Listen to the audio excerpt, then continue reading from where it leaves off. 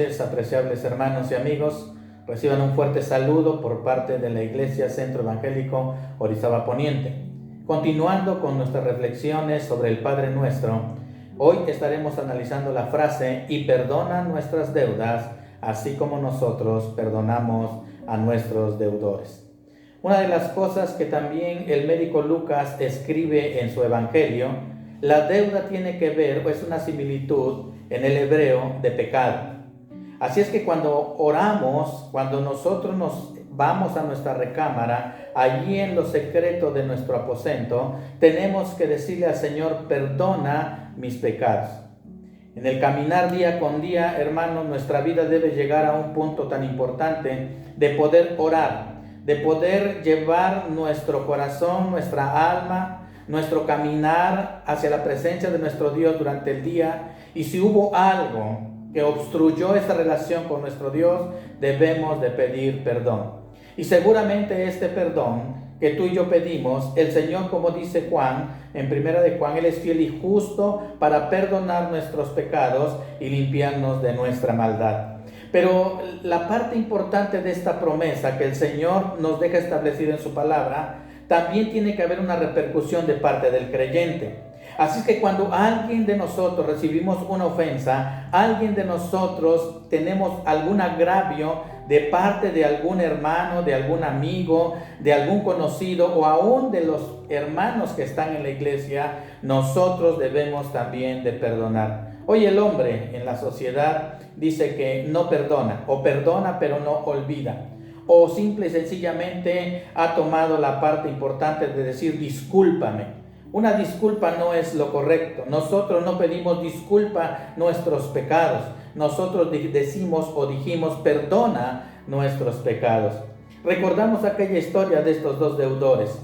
Estos dos deudores, que uno debía una cantidad estratosférica y el otro debía una cantidad muy poca o por debajo de la que debía el otro. Y la palabra de Dios dice que al que Dios le perdona más, lógicamente que la reciprocidad en amor debe de ser mayor. Así es que yo creo que cuando tú y yo hacemos el análisis, cuando tú y yo pensamos en nuestra vida, ¿qué tanto nos perdonó el Señor? Creo que mi conclusión y la tuya debe de ser: me perdonó mucho. Y cuando con esa conceptualización en mi corazón, yo puedo decir que puedo perdonar cualquier agravio que yo haya sufrido. Pedro pregunta en alguna ocasión con el Señor: Señor, ¿y cuántas veces debo de perdonar a mi hermano? ¿Hasta 7?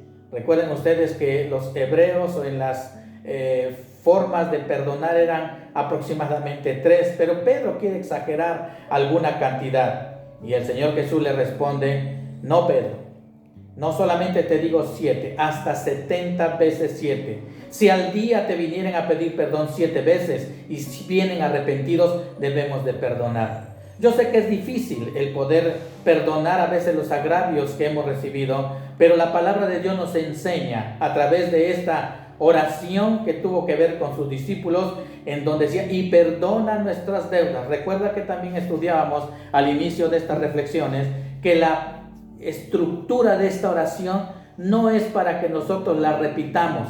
Te la puedes aprender de memoria, pero el objetivo es que la estructura de esta oración te lleve a lo íntimo de tu corazón y puedas hurgar ahí. Si hay algo que aún tú no has perdonado, si hay algo ahí que está en tu corazón, recuerda que una cosita pequeña en tu corazón puede hacer un árbol y una raíz grandísima de amargura.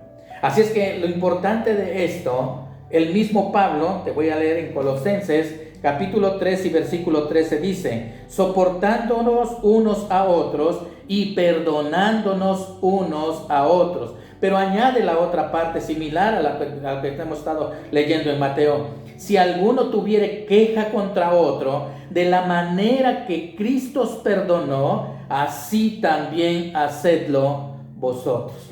Así es que no tenemos salida.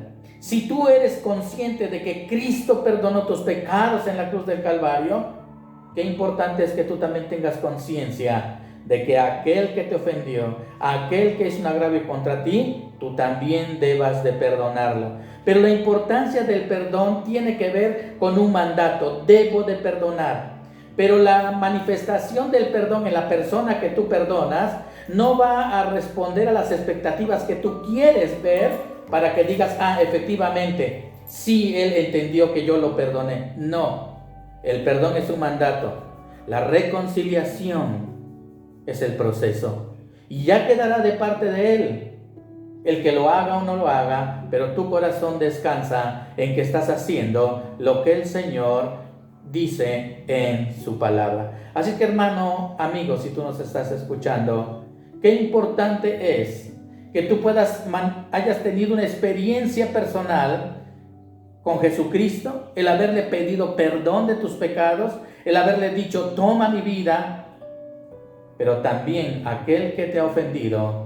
Si has sido un hermano, conoces la palabra de Dios, cuál debe de ser. Habla con él. Y si tú logras llevar a una conciliación, dice la palabra de Dios, has ganado a tu hermano. Y si no, la otra, perdona, para que el agravio quede saldado. No más recordar el pecado. Espera el proceso de la reconciliación con esa persona. Así es que en esta noche yo quiero invitarte a que si hay algo en tu corazón, no descanses hasta que tú hinques rodillas y le pidas perdón al Señor. Que Dios esté con vosotros.